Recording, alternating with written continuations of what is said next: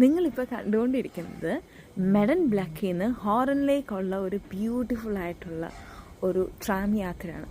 നമ്മുടെ സിറ്റീസിൽ കാണുന്ന പോലത്തെ പുതിയ ട്രാമൊന്നുമല്ല കേട്ടോ.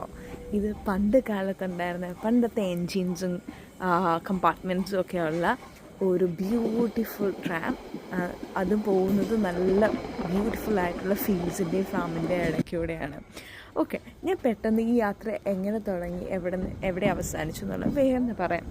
ഞങ്ങൾ എയിങ് ഹൗസിൽ നിന്ന് ഒരു ബോട്ട് എടുത്തു. ആ ബോട്ട് യാത്രയും സൂപ്പറാണ്. അത് കഴിഞ്ഞിട്ട് ഞങ്ങൾ മെഡൻ ബ്ലക്കിൽ വന്നു. മെഡൻ ബ്ലക്കിൽ നിന്നാണ് ഞങ്ങൾ ഈ ഹോർണിലേക്കുള്ള ട്രാം എടുത്തത്. ഞാൻ പറഞ്ഞ പോലെ തന്നെ ഇതിങ്ങനത്തെ വില്ലേജിൽ കൂടെയൊക്കെയാണ് പോകുന്നത്. അപ്പോൾ നമുക്ക് പണ്ടത്തെ സ്റ്റേഷൻസും പണ്ട് നെതർലൻഡ്സിൻ്റെ ഒരു കൾച്ചർ എങ്ങനെയായിരുന്നു എന്നൊക്കെ ഉള്ളത് അവർ റീക്രിയേറ്റ് ചെയ്ത് വെച്ചിട്ടുണ്ട്.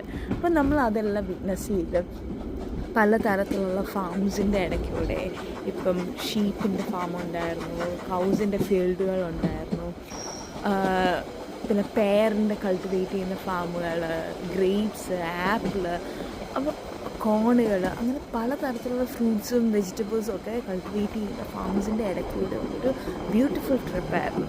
ഇതിലും ബ്യൂട്ടിഫുൾ ആയിട്ടുള്ള ട്രിപ്പ് നിങ്ങൾക്ക് എടുക്കണമെങ്കിൽ ഏപ്രിൽ മെയ് സമയത്താണ്. കാരണം എന്താണെന്ന് വെച്ചാൽ ട്യൂലിപ്പ് ഫീൽഡിൻ്റെ ഇടയ്ക്കൂടെയാണ് ഈ ഒരു യാത്ര. അപ്പോൾ പലതരത്തിലുള്ള കളേഴ്സിലുള്ള ട്യൂലിപ്പിൻ്റെ ഇടയ്ക്കൂടെ പോകുമ്പോൾ അതൊരു പ്രത്യേക സന്തോഷമാണല്ലോ. അപ്പോൾ നിങ്ങൾക്ക് ഇങ്ങനത്തെ ട്രാം യാത്രകളും ബോട്ട് യാത്രകളൊക്കെ എടുക്കാൻ ഇഷ്ടമാണെങ്കിൽ ഇത് നല്ലൊരു ട്രിപ്പാണ്.